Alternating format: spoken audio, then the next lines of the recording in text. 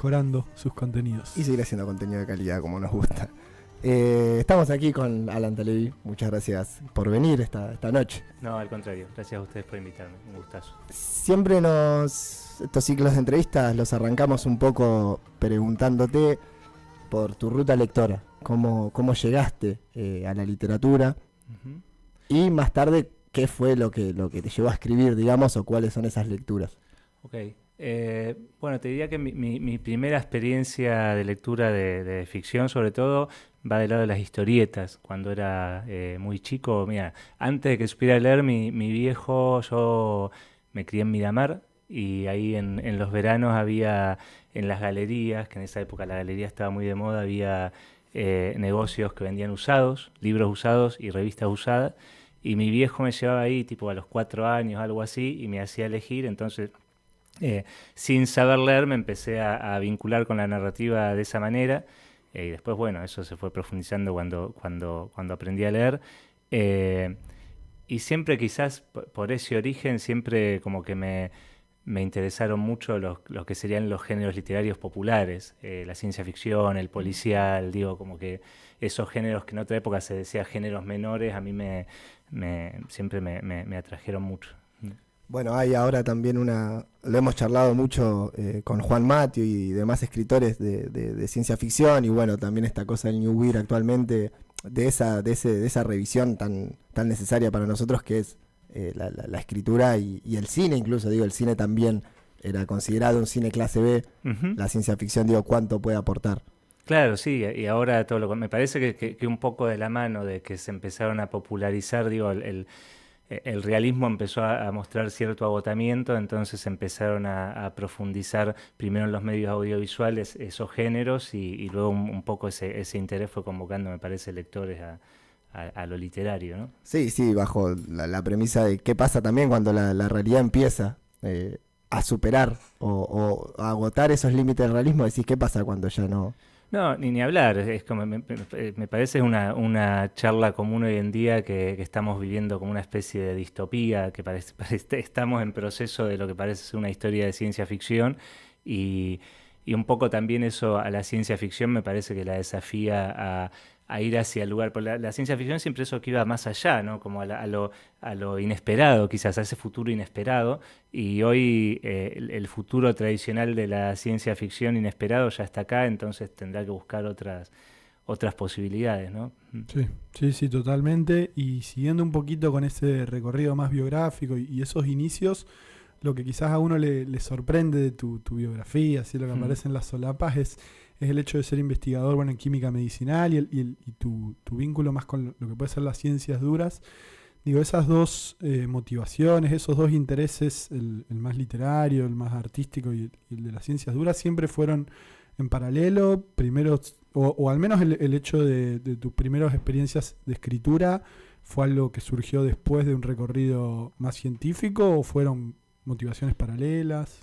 No, te diría que mis primeros intentos de escritura antecedieron a lo que es a lo científico, porque yo tipo como que ya a los 15 años por ahí empecé a intentar algo. Obviamente que me daría mucha vergüenza ahora, pero empecé a intentarlo, y sí, lo que tenía era como una constancia en eso, como que bueno, decía, ¿cuándo quiero escribir una novela? Y como que le ponía tiempo por lo menos a eso, más allá del resultado. Y después, cuando tuve que elegir una carrera, también...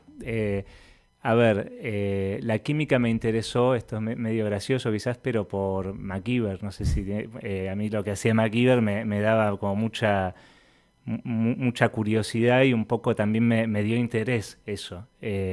Después, obviamente, cuando uno va a la práctica real de la ciencia, dista mucho de aquello, pero bueno, pero mi interés se despertó por eso, por mirar la serie de chico, y ya cuando tuve que decidir por estudiar, en esa época no existía una carrera de escritura en la universidad pública. Hoy existe, de hecho la hice y soy egresado de esa carrera, que es en la UNA, en Buenos Aires. También hay maestrías, ¿no? Sí. Pero en esa época no existía lo que era lo que uno indagaba de lo que eran las carreras de letras, eran más bien orientadas a la crítica que a la escritura, y no sé, no era lo que me convocaba, así que bueno, me decidí por estudiar algo científico, y bueno, y después, cuando me recibí me empecé a dedicarle nuevamente más tiempo a la literatura. Claro. Pensaba también, tenés tu rol como editor, bueno, estábamos hablando un poco. ¿Cómo te llevas con los talleres literarios? Digamos, hablamos de no existía una carrera de escritura, estaba todo orientado a otro lado, más crítico, más desde afuera. ¿Cómo te llevas con eso? No, me llevo muy bien, me llevo excelente. De hecho, quizás en cierta medida, en términos de práctica literaria, el taller probablemente sea más útil que una carrera, digamos. O sea, la carrera te da otras cosas, pero... y a mí hay algo que, por mi experiencia en el taller, en talleres, hay algo que me gusta mucho, que es que, viste, cuando uno va a un taller literario va con la expectativa de mostrar sus textos y de tener devoluciones sobre sus textos. Y mi experiencia es que uno en realidad aprende más sobre las correcciones que en el taller colectivo se le hacen a los textos del otro, un poco porque uno está separado emocionalmente de esos textos, no está involucrado. Entonces, la corrección la ve más clara en el otro, pero eso va filtrándose a la propia escritura. Y sí, yo te diría que mi gran salto, no sé, cualitativo en términos de oficio de escritor ocurrió en talleres. Después de un tiempo en uno o dos talleres, advertí como que algo había mejorado en la escritura. Es un poco abstracto, es difícil de precisar, pero uno como se da cuenta de decir, bueno, yo hay un manejo que estoy haciéndolo con más técnica, bueno, y se lo debo mucho a los talleres, digamos, eso, sí. Claro, y en ese proceso un poco de convivencia, digamos, de estos mundos, en ese proceso de escritura, digo, ¿cuánto hay? Un poco lo pensaba leyendo los textos, sobre todo en Un pozo de marea, digo, ¿te sirve a vos el lenguaje científico? ¿Lo tomás para tu producción de ficción? ¿Hay algo de ese lenguaje, de ese registro que a vos te dé un potencial, digamos, para llevarlo a la escritura? ¿Y qué es lo que tomás en todo caso de eso? Sí, en principio no te diría que lo hago deliberadamente, siempre, a veces sí, pero no siempre lo hago deliberadamente, pero se filtra porque lo tengo muy, muy incorporado y porque supongo que como en cualquier oficio o profesión, la mirada científica de ver el mundo es como una mirada muy particular que un poco, por más que aun cuando no estás practicando la ciencia, digamos, estás como mirando también las cosas de esa manera y es un poco, incide, por lo que me dicen también, inciden en el tipo de personajes que aparecen. Entonces sí, en lo que es el material de lenguaje en sí, pero además también me parece que, si tuviera que decir que buscar algún tema constante entre distintas producciones literarias mías, diría que sí aparece como una especie de racionalidad o de razón intentando abordar lo irracional y en general fracasando, diría, claro. pero bueno, aparece ese conflicto, digamos, en los personajes.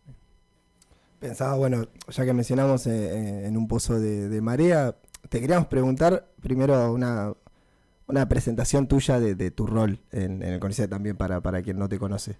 Sí, yo soy investigador principal de CONICET, hace poco me ascendieron y dirijo una unidad de investigación de la Universidad Nacional de La Plata, doy clases también allí y trabajo en el campo de la química farmacéutica o química medicinal, o sea que en un territorio muy lejano en principio a la escritura, a lo literario, a las humanidades.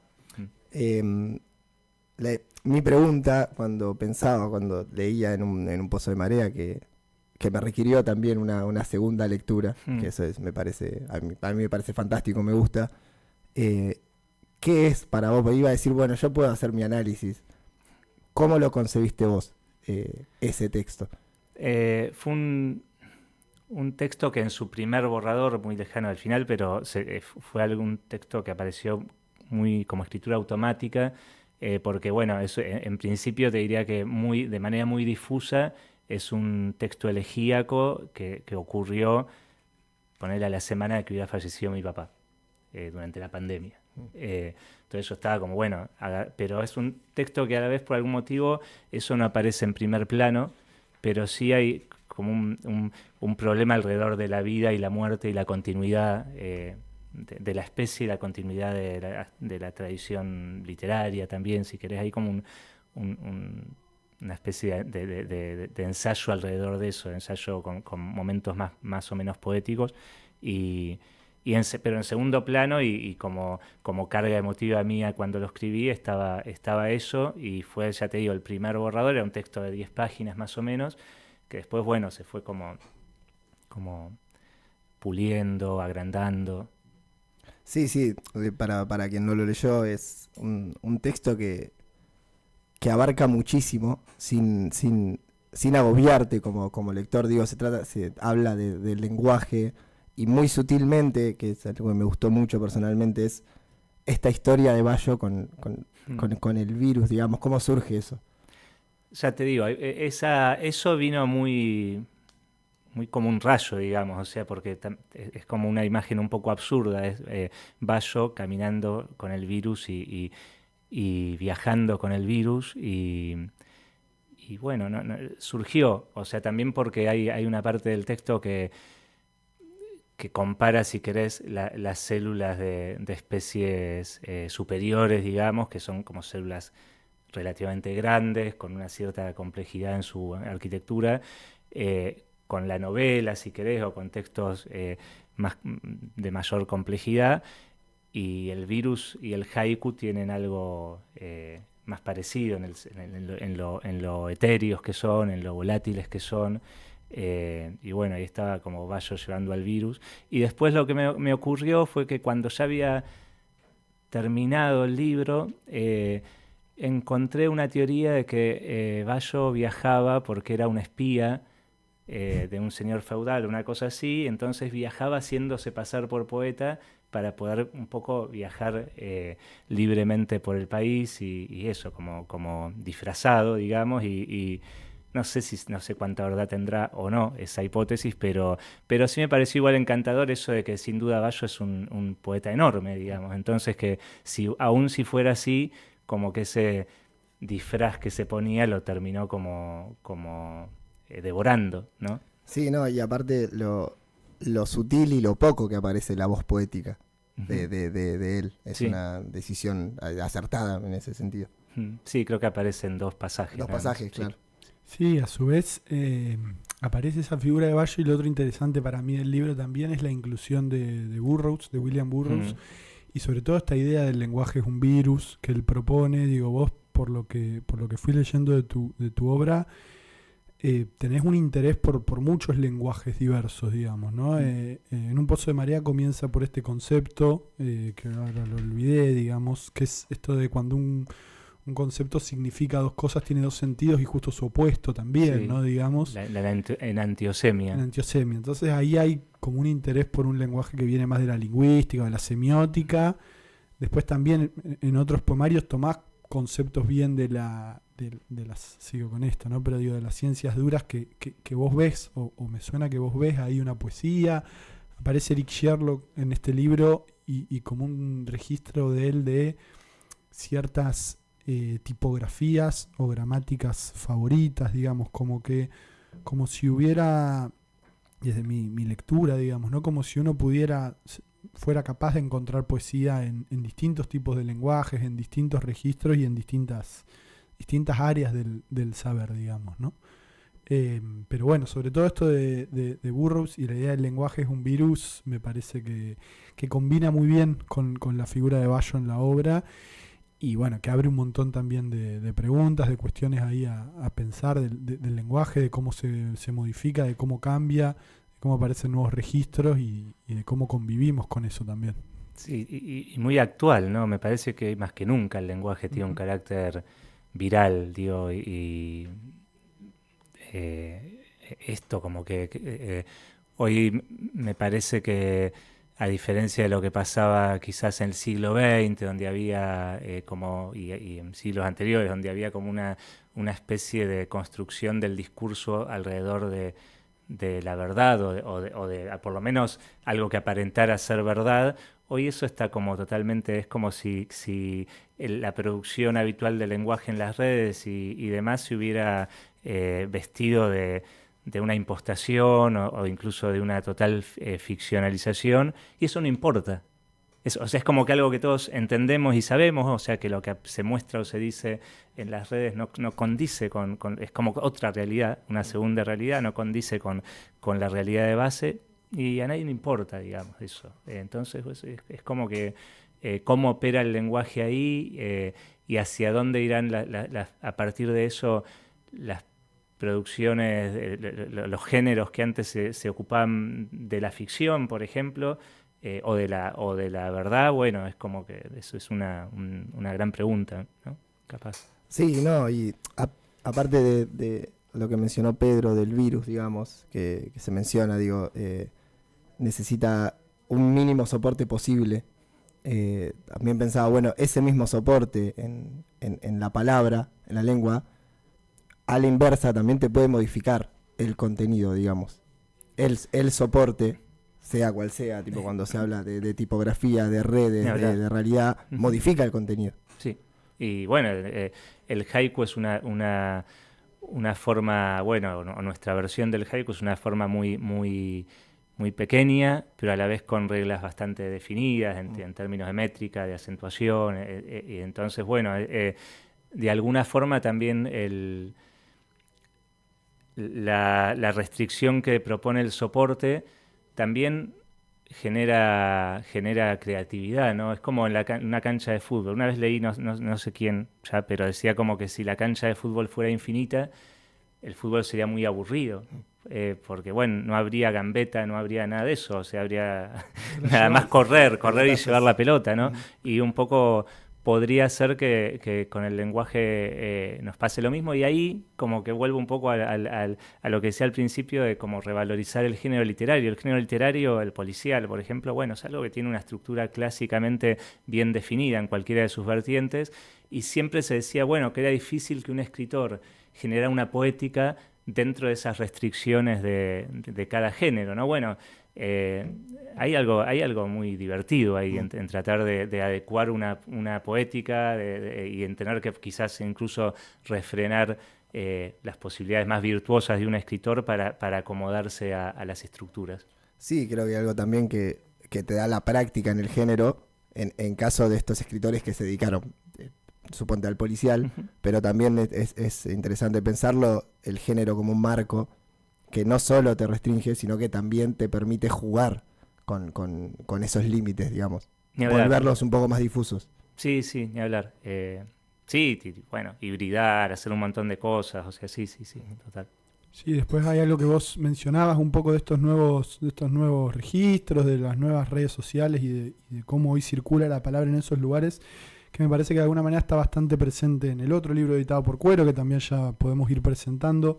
Lo decíamos al comienzo, ¿no? Mi marido se enamoró de Anne Hathaway, un libro que recomendamos mucho, que a mí me divirtió, me angustió por momentos también algunos de los relatos, un libro de 5 cuentos, donde, bueno, de alguna manera fundamentalmente entró, ¿no? El último cuento que lo charlamos con Lucho un poco antes del programa, quizás notamos que toma una distancia del resto de los relatos, como que hay algo más común en los otros 4, que Trolle está como en otro mundo, pero bueno, donde está muy evidente esto de una persona que mientras vive una vida real, podemos decir, de alguna manera, que colapsa, que está en una situación crítica, bueno, asume múltiples identidades y por otro lado también estas nuevas formas de circulación de la palabra presentes también en Álvaro, creo que mi cuento favorito del libro, ¿no? Que no sé si ahí hay algo de una experiencia que efectivamente te pasó, ¿no? Pero de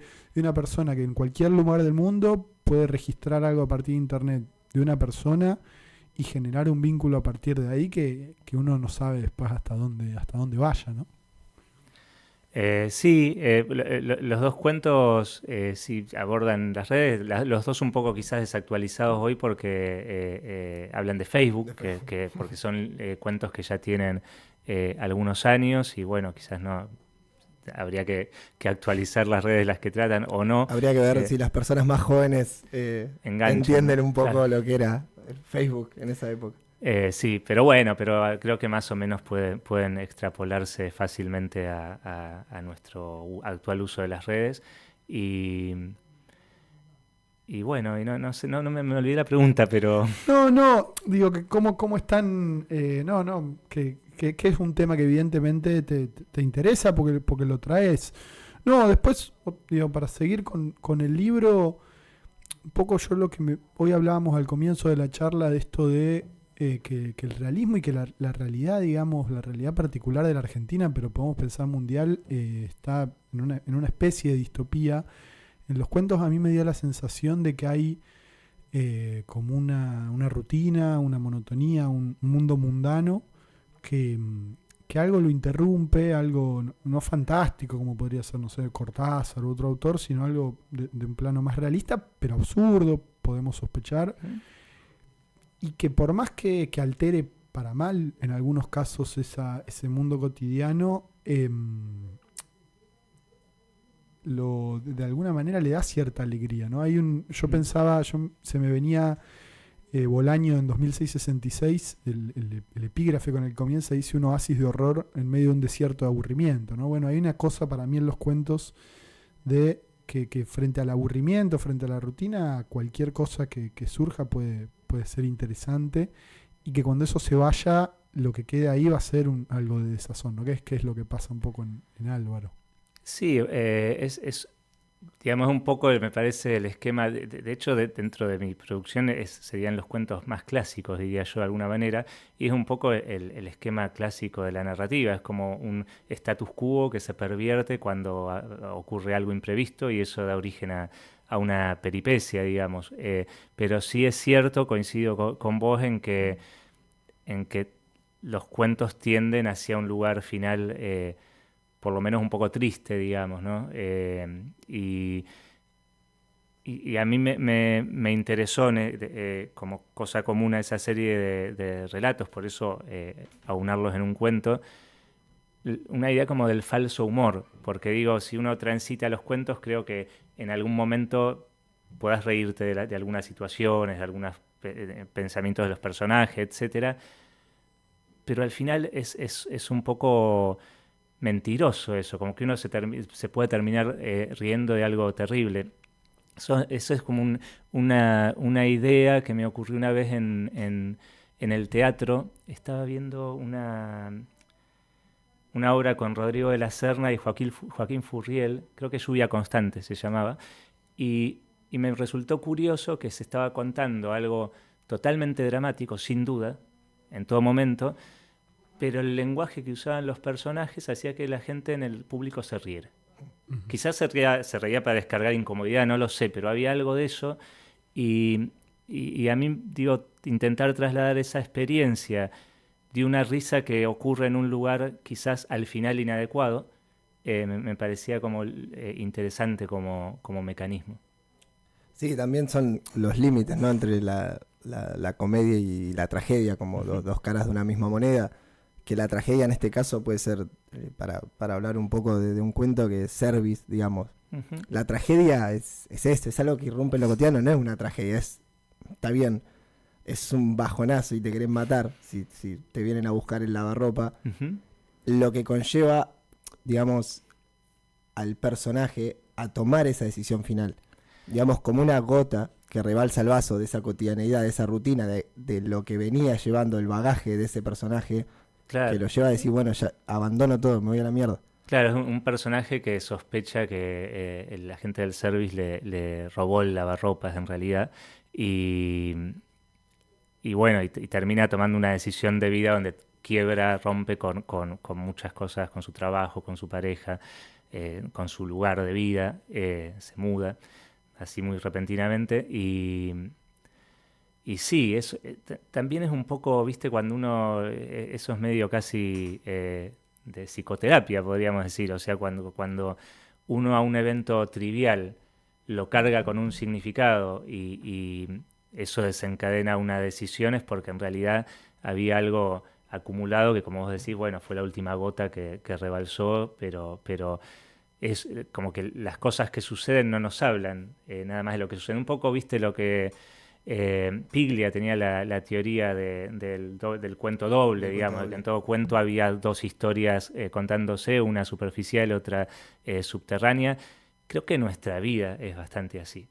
Las decisiones que tomamos probablemente estén bueno, muy freudiano, ¿no? Como dirigidas por la historia subterránea, menos accesible, a veces incluso poco accesible para uno mismo. Sí, en ese caso específico de Service está narrado desde el punto de vista de uno de sus amigos, de su grupo de amigos. Digo, eso también le da más transparencia a esa teoría.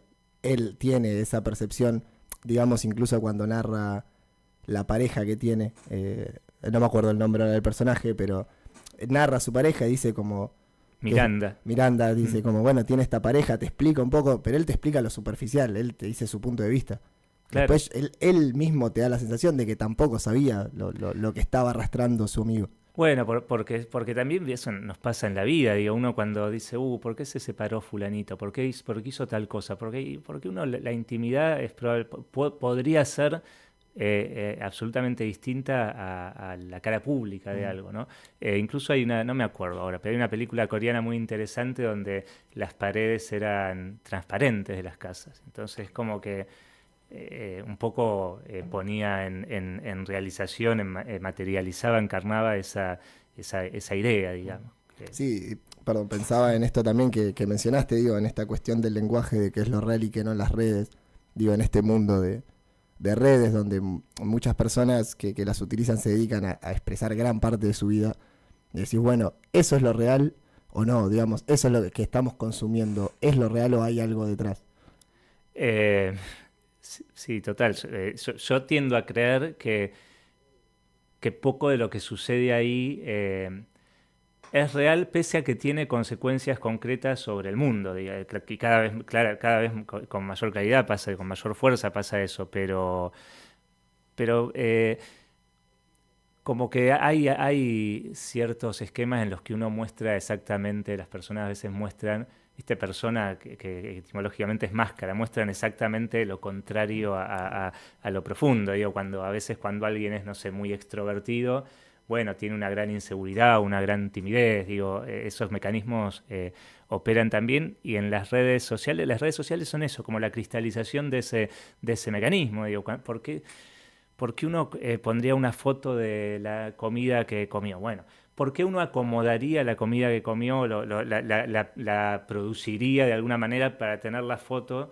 Digo, y hay extremos de eso, que son los filtros, digamos. A veces vos ves en realidad hay un cuento que no ingresó finalmente en el libro, pero que era eso, justamente dos personas que tienen una cita y que no se reconocían en lo que habían visto en las fotos porque estaban muy distorsionadas por los filtros, ¿no? Eso es algo que también ocurre. Vos conocés una persona y ves como su manera de presentarse y decís, bueno, no es lo mismo, ¿no?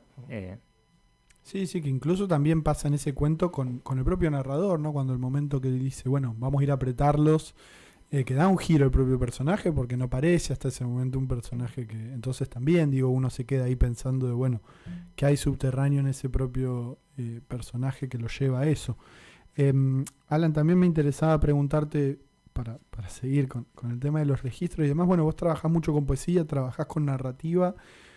¿Vos te considerás más un escritor de cuentos, de relatos, que después fue incursionando en la poesía? Actualmente, en qué registro te sentís más cómodo? ¿Trabajás las dos cosas en paralelo? Siempre me siento, mi zona de confort es la narrativa, y dentro de la narrativa breve. O sea, cuando intento una novela, peleo más con la novela, como que es una experiencia a veces más desagradable que la escritura del cuento. Como que mi inclinación es el cuento, pero bueno, a veces hay instancias, digamos, o ideas que no pueden, o que a mí no logro meterlas en un cuento, o entiendo que no es como el género que me viene bien, digamos. O a veces es algo que intento en un cuento y fracasa, y después entonces digo, bueno, acá quizás haya una novela breve en general. Ahora, sí, mi primer amor, digamos, literario fue la narrativa. Después, cuando empecé a cursar la carrera de escritura en la UNA, me encontré con la poesía, me llamó mucho, me interesó mucho, y bueno, de vez en cuando incursiono en la poesía también, pero bueno, con menos frecuencia que en la narrativa. Claro. ¿Y al mundo de la edición, cómo llegás? ¿Fue un interés que siempre tuviste? ¿Cómo viene ese proyecto? Bueno, un poco es un interés que siempre tuve en el sentido de que yo siempre pensaba, tenía como una fantasía de que más o menos a los 50 y tantos años iba a fundar una editorial y bueno. Y bueno, esa fantasía se concretó mucho más tempranamente, justamente cursando una clase con Eric Sherlock en la carrera de escritura. Él era jefe de trabajos prácticos del taller de poesía 2 y ahí él, viste que Eric tiene como una arenga a la edición independiente, al propio taller de edición, también al editor artesano. Y un poco él estaba hablaba, y nos convencía.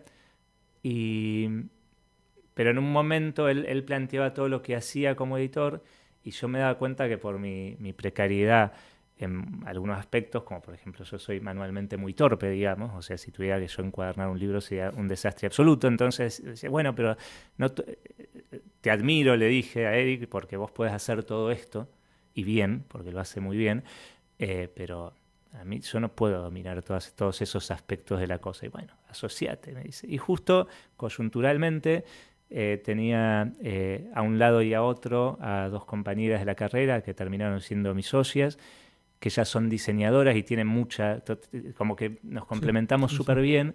Y fue medio porque, bueno, a una de ellas la conocía un poco, a la otra no la conocía nada, la había visto una vez nada más.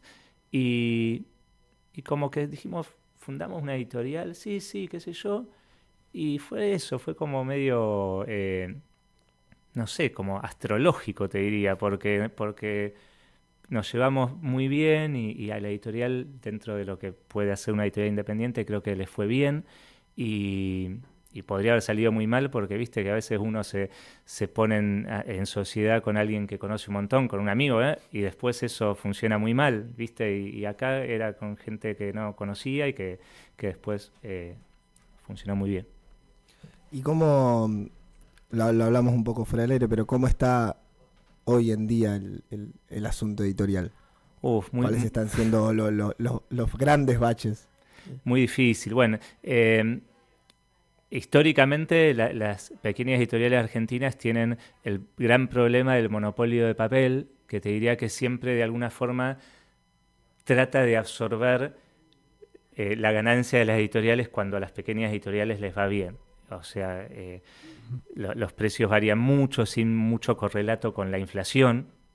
Por ejemplo, no sé, en la misma casa de impresión, en la misma imprenta, el libro que, no sé, por decirte algo, que el año pasado nos costaba 1.000 pesos por ejemplar la impresión, hoy nos sale 4.000. Que es algo que está muy, digo, en 3 meses está muy por encima de la inflación y es así, eso es lo que uno ve, lo ve para las grandes editoriales, más para las pequeñas, cómo eso se trasladó a los precios. Entonces ahí tenés un gran obstáculo. O sea, hoy para imprimir tenés que tener un capital que antes no necesitabas. Primera cuestión. Y después eso encima hace una mala combinación con la caída en las ventas. Es lo que les comentaba fuera del aire, que nuestra editorial en una librería en Buenos Aires, que el año pasado mes por mes nos vendía entre 20 y 30 libros, hoy nos vende 3. Mes a mes, desde los últimos 3 meses, son 3 libros que nos liquida, y otras librerías que nos vendían todos los meses capaz no nos liquidan nada en algunos de los meses. No, pensaba que hay, en una hipótesis, digamos, hay algo también de en una crisis los consumos, en una crisis económica donde falta guita, los consumos se redirigen a lo esencial. Y a nivel literario pensaba, bueno, quizá la gente se vuelca a algo conocido. Total. Algo, y ahí intervienen también las grandes editoriales, digo, se vuelca más ahí.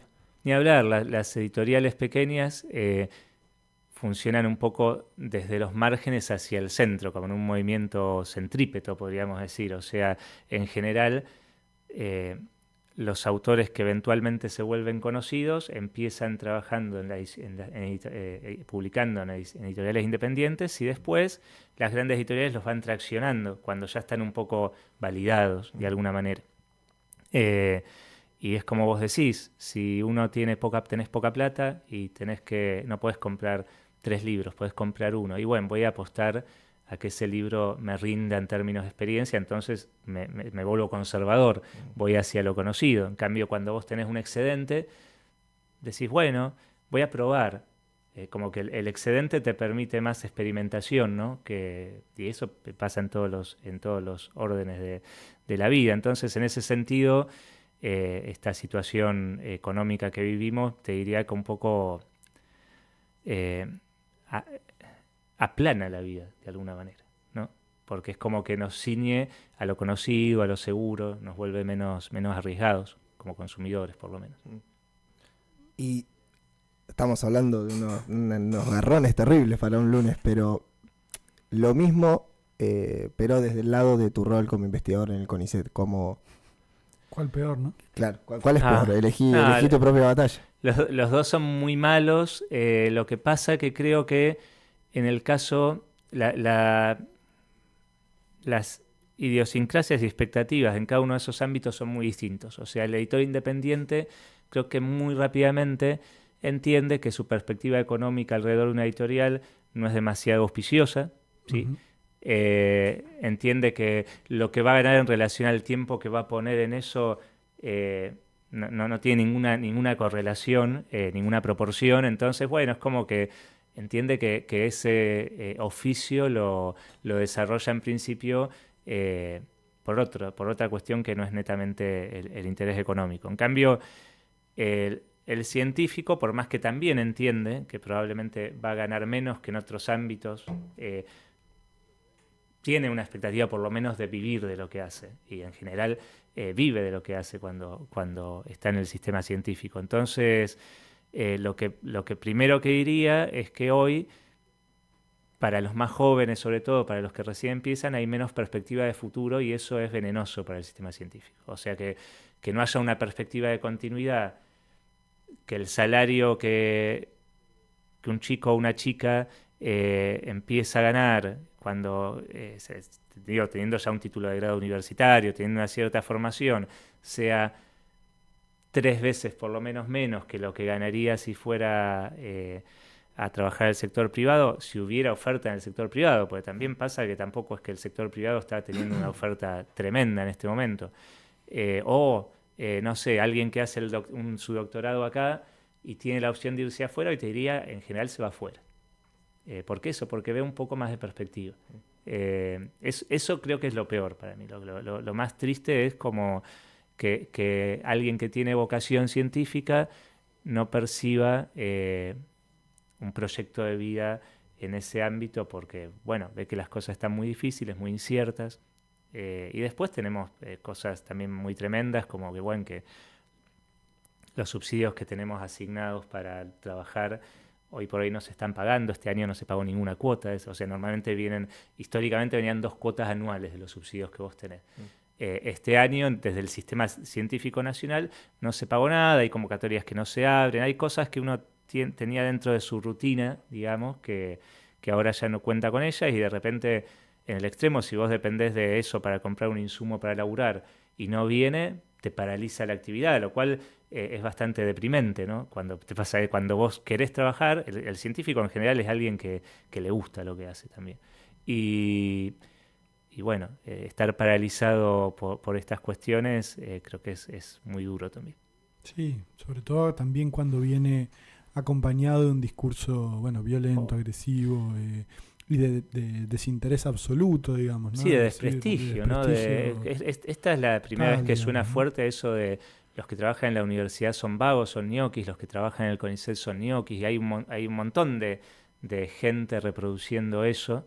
Me acuerdo, creo que fue una historieta de Altuna en el contexto electoral del año pasado que había hecho como una de sus tiras, terminaba diciendo, no, yo soy ñoqui, trabajo en el CONICET, uno de los personajes decía eso. Entonces la comunidad científica salió a replicar y allí Altuna, sí, espero estar acertando que fuera Altuna, creo que sí, bueno, si no, perdón, pero salió a decir que bueno, que eso era una ficción, que no tenía como una pretensión de realidad, pero que en el contexto y con lo que vino después da la sensación de que parecía como algo que se estaba gestando, que ya se intentó en el gobierno macrista, pero que no funcionó tan bien. Ahora creo que tampoco está funcionando tan bien, pero sí es cierto que por lo menos hay grupos de la sociedad en el que hay más consenso que antes sobre lo inútil de la ciencia o de ciertas ramas de la ciencia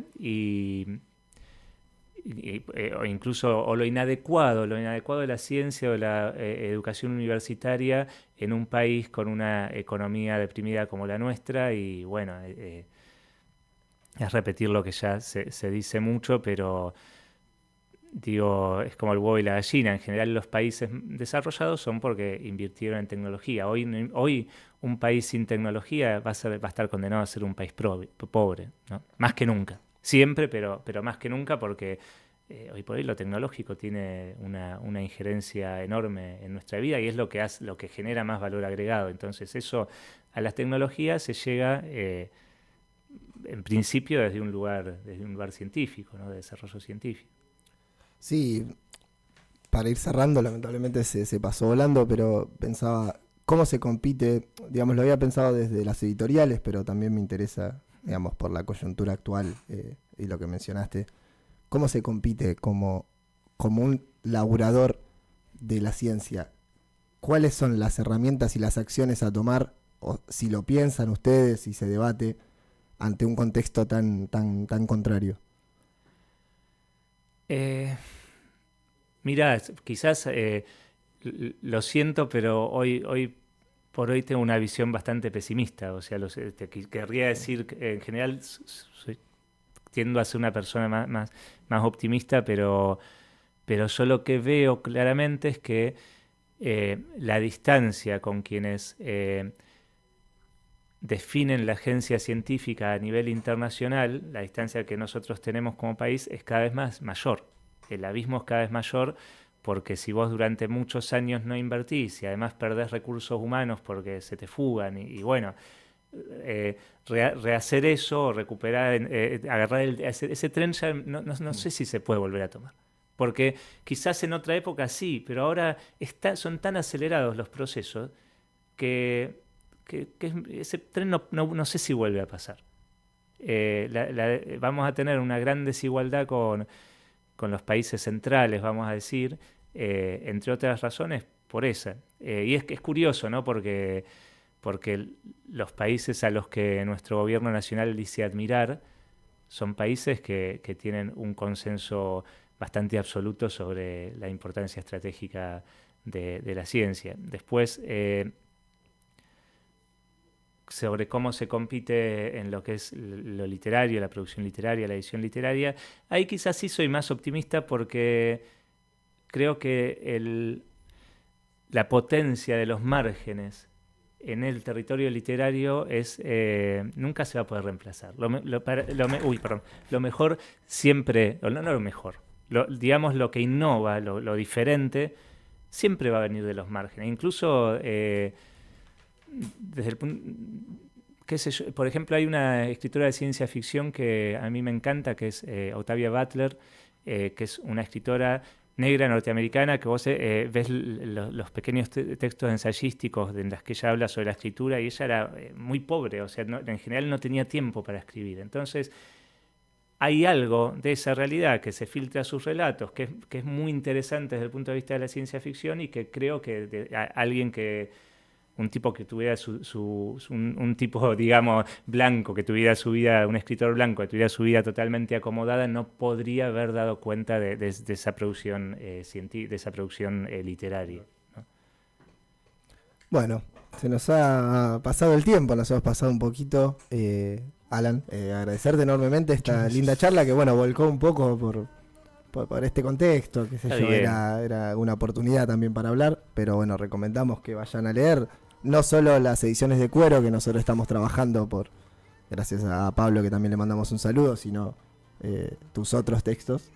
Agradecerte otra vez y escuchen Plástico Cruel todos los lunes por Radio Trinchera, colaboren, vayan a ver la revista que se está rosqueando muchísimo, el suplemento literario, Captum, un montón de otras cosas y todos los programas que hay. Un saludito.